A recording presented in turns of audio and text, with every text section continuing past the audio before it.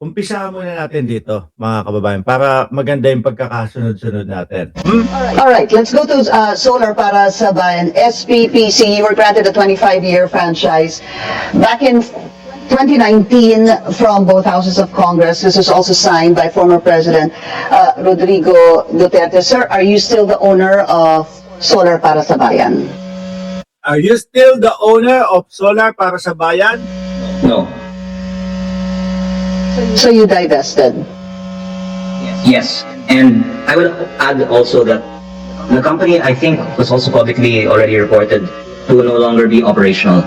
So there's actually no franchise, Just stress na sila Vista dito. if I'm not mistaken, that really would have any effect on anyone at this point. And what I actually learned from that is it's very difficult to start new endeavors in the Philippines because of they call it red tape or regulatory requirements. And even now that there is issues being raised about this Okay. now business in the media, I personally think that it is discouraging for new investment and happens to coincide with the Philippine peso hitting an all-time low of 59. Ayan, kayo din, napapansin nyo, sabi ni Chay Chair, nililigtas na niya sarili niya this time. Pero mamaya ipapanood ko, pagkatapos nito mga ito, ipapanood ko sa inyo, para sa akin, blackmail lang. Yan ang pagkakaso nila. Kaya Atty. Claire. 0.42 centavos. As we reported a while ago. Congressman, if you're no longer the owner, that means you divested.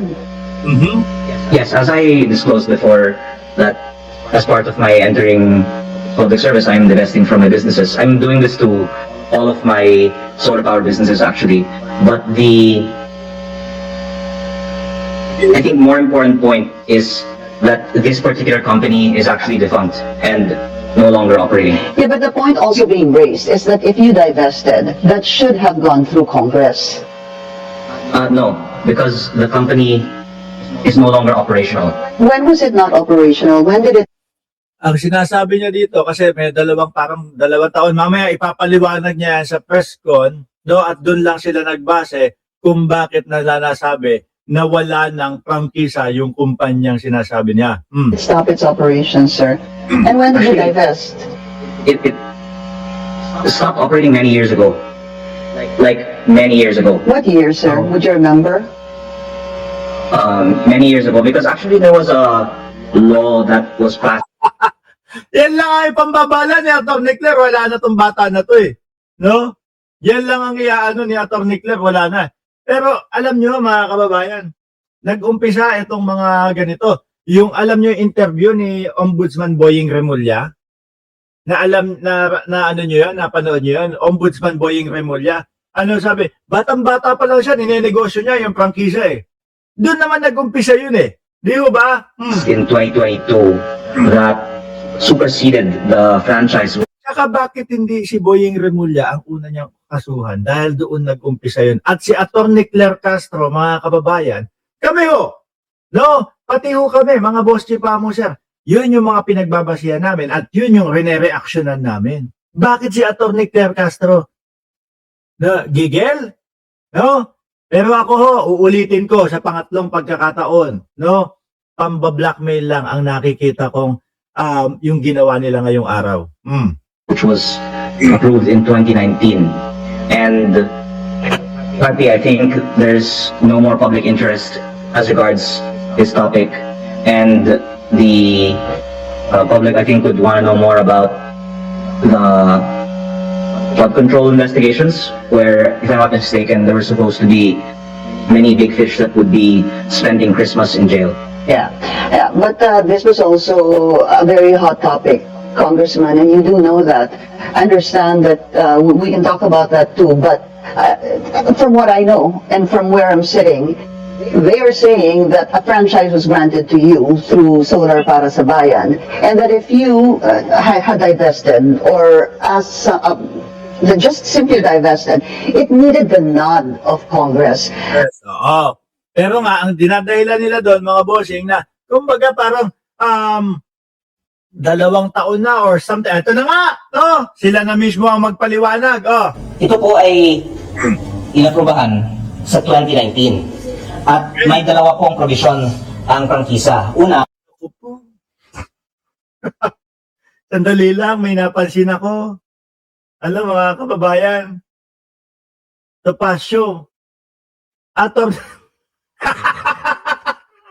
Attorney Topacio, mga bossing, yung kanyang abogado. Si Attorney Topacio ang magtatanggol sa kanya, mga bossing. Bahala kayo. Kayo na lang ang magkomento dyan kung ano sa tingin nyo ang kalalagyan nitong mga ito. Oh. binenta ko yung kumpanya na may prangkisa. Yung binenta ko, hindi yung kumpanya na may prangkisa. Yung kumpanya na may prangkisa naman, ito po ang nasabi ko ng status. Ito po ay inaprubahan sa 2019. At may dalawa pong provision ang prangkisa. Una, para mag-operate, kailangan ng implementing rules and regulations. Pwede pong tignan ang batas na ito mismo. At ang DOE po ang dapat maglabas nito at walang inilabas na IRR. Ang Wala daw kayo linabas na IRR, Department of Energy, kayo pa yata ang nasisisi. Ha? DOE. Pangalawa, ang franchise na nakalagay naman na kung hindi mag-operate for 2 years, Ayan na, ito. Yan yung paliwanag nila. Ang franchise nakalagay kung hindi nag-ooperate for 2 years ay, kumbaga, meron siyang sasabihin na si Topacio ang magbabanggit ng kahulugan ito po ay ipso facto revoked. Ayun. Ano, attorney, ang ibig sabihin ng ipso facto revoked? Why it's very fast, automatically. Okay.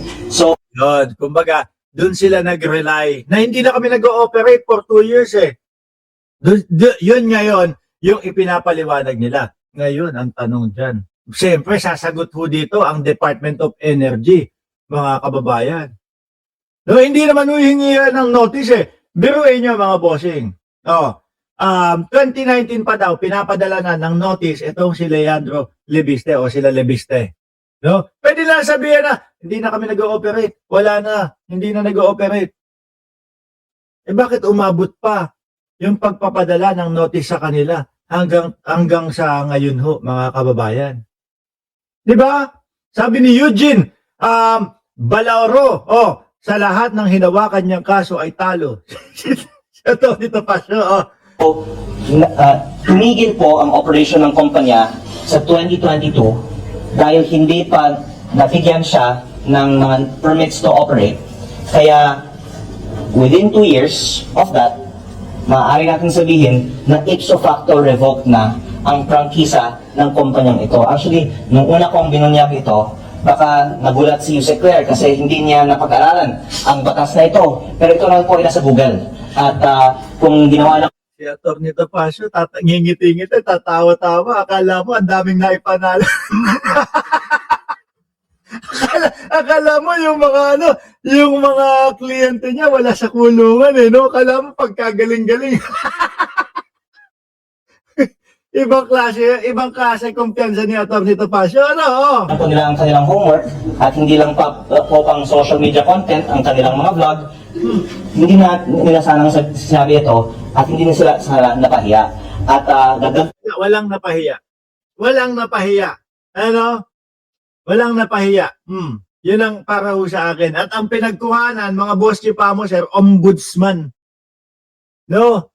Na si na yung idol natin. Ako ho, mga bossing rektahan ko siya sabi. Madaming nagsasabi dyan na huwag kang iidolo, ganito, ina-idolize. Pero gusto ko yung mga kilusan ni Ombudsman Boying Remulla ho, mga kababayan. No? Doon mismo nanggalingan. At ako, mga bossing, sa lawak ng intel ng Ombudsman, mga kababayan, ako po ay naniniwala sa bawat sabihin ni Ombudsman Boying Remulla.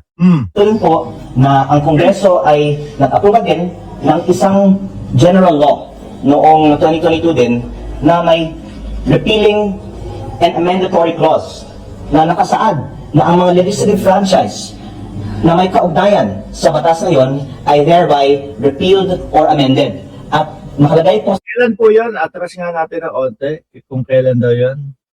49.